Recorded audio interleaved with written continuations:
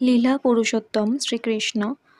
অষ্টম অধ্যায়, বিশ্বরূপ দর্শন। এই ঘটনার পরে বসুদেব তাদের কুলপুরোহিত গর্গমুনিকে জ্যোতিষ বিচারের মাধ্যমে কৃষ্ণের ভবিষ্যৎ গণনা করার জন্য নন্দ মহারাজের গৃহে পাঠালেন।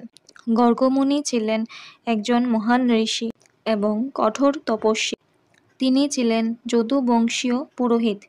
গর্গমুনিকে তার গৃহে আসতে দেখে নন্দ মহারাজ তৎক্ষণাৎ উঠে দাঁড়িয়ে করজোড়ে তাকে অভিবাদন করলেন এবং শ্রদ্ধাবনত চিত্তে প্রণতি জানালেন।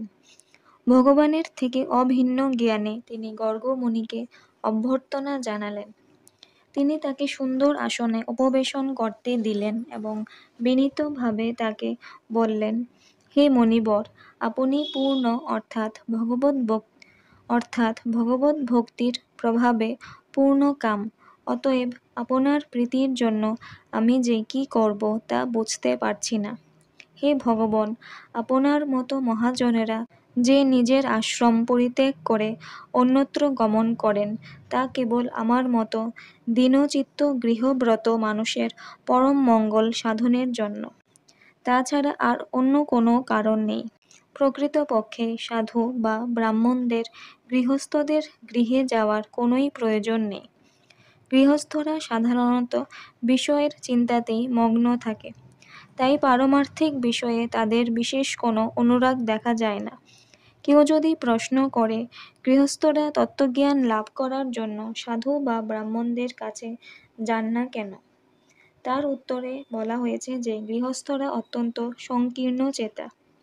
সাধারণত তারা মনে করে যে তাদের পারিবারিক কর্তব্যগুলি হচ্ছে মুখ্য এবং আত্মজ্ঞান লাভ করার কার্যটি হচ্ছে গৌণ।